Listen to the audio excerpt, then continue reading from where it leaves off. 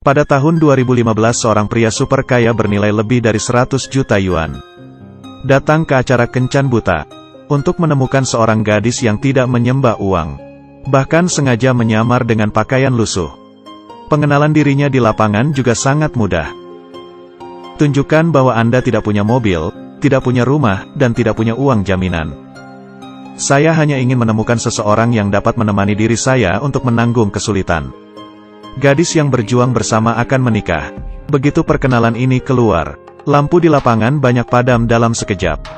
Ketika ditanya mengapa lampu dimatikan, seorang tamu wanita segera berkata, "Saya hanya membeli krim wajah selama sebulan. Lebih tinggi dari gaji bulanan Anda. Aku bisa makan mie bersamamu.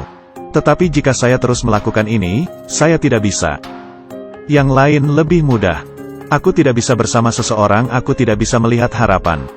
Dihadapkan dengan pertanyaan seperti itu, para tamu pria tidak menunjukkan kelemahan. Katanya, "Aku tidak butuh gadis yang memuja uang seperti ini. Apa yang salah dengan gaji bulanan 3.000 tanpa mobil atau rumah? Bukan berarti aku akan menjadi orang miskin di masa depan. Dan saya pikir saya orang yang tabah. Apakah Anda ingin menemukan seseorang yang dapat menanggung kesulitan? Tidak bisakah kamu mendukung gadis yang aku cari?" Saya harus mengatakan bahwa sikap tamu pria ini sangat tegas. Saya hanya ingin menemukan seseorang untuk bertarung bersama. Tapi suaranya jatuh begitu saja. Sepertiga lampu di lapangan sudah padam semua. Para tamu wanita tidak bisa menahan diri untuk tidak mengejek. Seseorang berkata, "Sebenarnya aku tidak suka orang seperti itu. Rasanya seperti berasal dari serigala putih sarung tangan kosong. Bahkan lebih tajam ditunjukkan. Anda ingin gadis-gadis berkelahi dengan Anda. Tapi masa muda anak perempuan bisa bertahan selama beberapa tahun. Anda sekarang mendapatkan 3 pekerjaan sebulan, tanpa mobil dan tanpa rumah. Jika saya benar-benar mengikuti Anda, seluruh pemuda akan ditinggalkan di atasnya, kan? Hanya orang bodoh yang akan pergi bersamamu. Selain itu, tidak ada yang berjuang di masyarakat saat ini. Anda sangat yakin bahwa Anda akan berhasil." Omong-omong, beberapa kartu cahaya telah padam.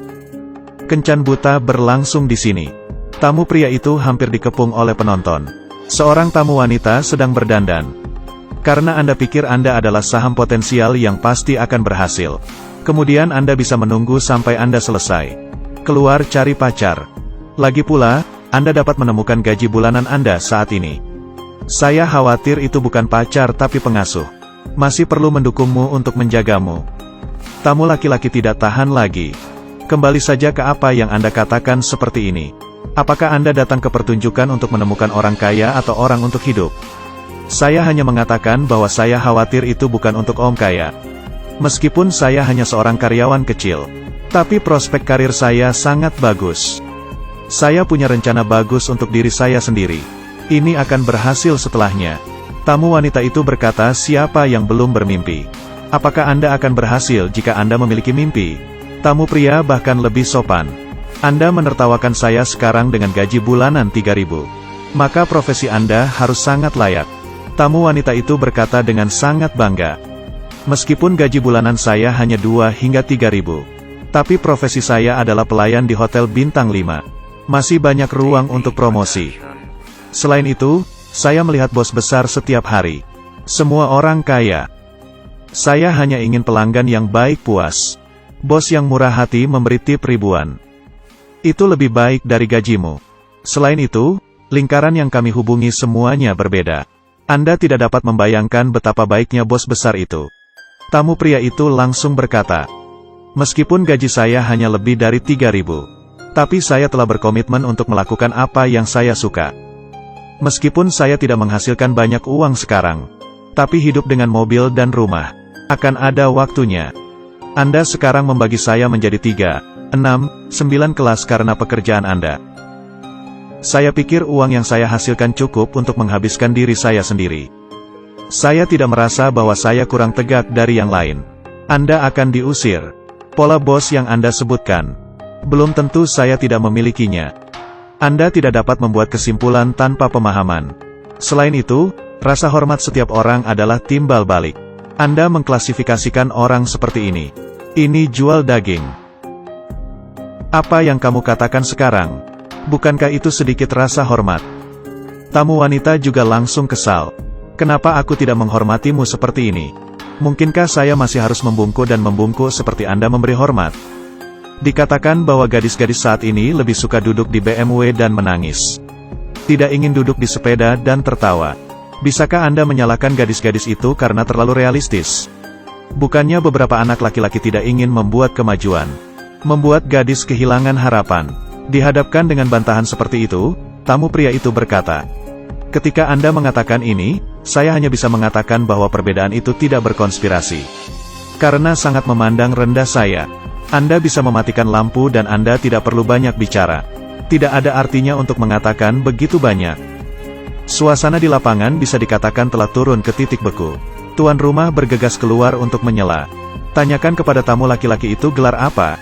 Lulusan mana? Tamu pria menjawab bahwa saya tidak belajar dengan baik sejak saya masih kecil. Jadi saya belum membaca terlalu banyak buku.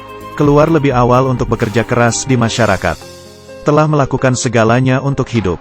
Menyajikan hidangan di restoran dan menaruhnya di pasar malam. Karena saya tidak ingin terikat oleh aturan. Keluar saja dan mulai bisnis sendiri. Juga mengumpulkan banyak pengalaman sosial. Menemukan banyak cara untuk menghasilkan uang. Meletakkan dasar yang baik bagi saya untuk memulai bisnis di masa depan. Saya percaya saya akan berhasil di masa depan. Omong-omong, beberapa lampu yang tersisa juga telah dimatikan. Seorang tamu wanita angkat bicara. "Maaf, saya lulus dari gelar sarjana. Saya pikir tingkat budaya kita berbeda. Mungkin tidak ada topik umum setelahnya. Hanya ada 2 lampu yang tersisa di lapangan." Salah satu dari mereka bertanya, "Aku sangat menyukai kejujuranmu. Juga ingin memberi Anda kesempatan. Tetapi Anda harus memberikan tanggal yang akurat. Berapa lama waktu yang saya butuhkan untuk hidup? Miliki mobil, rumah, dan tinggal bersama bayi Anda di rumah." Tamu laki-laki mengatakan bahwa saya pikir perempuan masih memiliki karir mereka sendiri. Dan lingkaran pertemanan sendiri. Suaranya belum jatuh. Lampu tamu wanita juga mati. Satu-satunya tamu wanita yang tersisa di lapangan mulai mengaku seperti tamu pria. "Saya percaya Anda bersedia bekerja keras dengan Anda." 2 yang terakhir berhasil berpegangan tangan. Setelah itu, pembawa acara mengungkapkan identitas sebenarnya dari tamu pria tersebut. Menunjukkan bahwa tamu laki-laki sedang mencari seorang gadis imaterial. Sengaja menyembunyikan identitas. Faktanya, dia adalah bos yang bernilai ratusan juta. Para tamu wanita terkejut ketika kata-kata itu keluar. Tamu pria itu juga berkata kepada gadis itu, "Terima kasih telah mempercayaiku untuk meninggalkan lampu untukku. Saya sebenarnya adalah CEO dari sebuah perusahaan dengan lebih dari 300 karyawan. Tetapi pada tahap awal memulai bisnis, dia memang anak yang malang. Sekarang Beijing dan Shanghai memiliki real estate. Akan memberimu kehidupan terbaik." Mari kita lihat wanita cantik yang baru saja curhat dengan tamu pria. Mukanya jelek banget. Aku pasti sangat menyesal. Di era perkembangan yang pesat ini, bagaimana Anda tahu anak malang itu sekarang? Saya tidak akan menjadi bos yang mahal mulai sekarang. Terkadang ada ruang untuk kata-kata. Mungkin aku memberi diriku kesempatan.